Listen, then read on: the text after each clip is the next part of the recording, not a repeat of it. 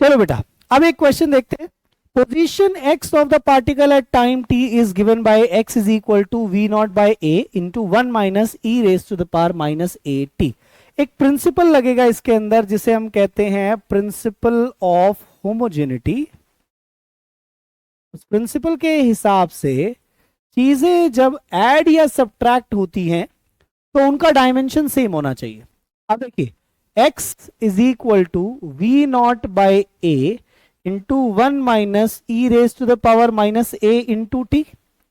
अब देखो, इस प्रिंसिपल के हिसाब से 1 सिर्फ एक नंबर है, तो e की पावर माइनस ए टी भी एक नंबर ही होगा। तो e की पावर में अब एक्सपोनेंशियल फंक्शन की जो पावर होती है वो हमेशा डायमेंशनलेस होती है। तो e raise to the power x जहां पर भी मिलेगा, ये पावर जो है, this dimension of x needs to be dimensionless.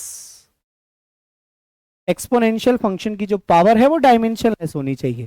तो इसके हिसाब से a का डायमेंशन इंटू t का डायमेंशन t, ये डायमेंशनलेस होना चाहिए।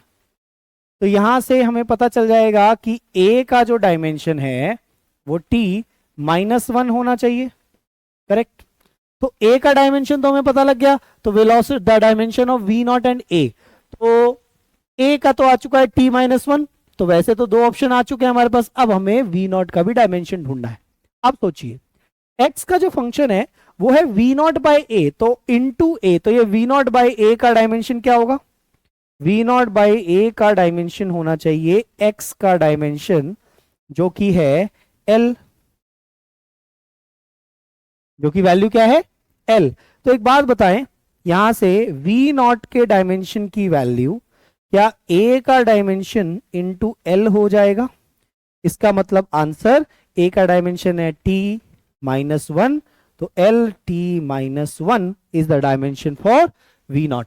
तो v नॉट का डायमेंशन हो चुका है l t माइनस 1 और a का डायमेंशन है t माइनस 1। तो my answer is option A.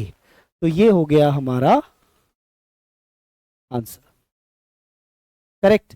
तो आई होप ये पॉइंट क्लियर है सभी को।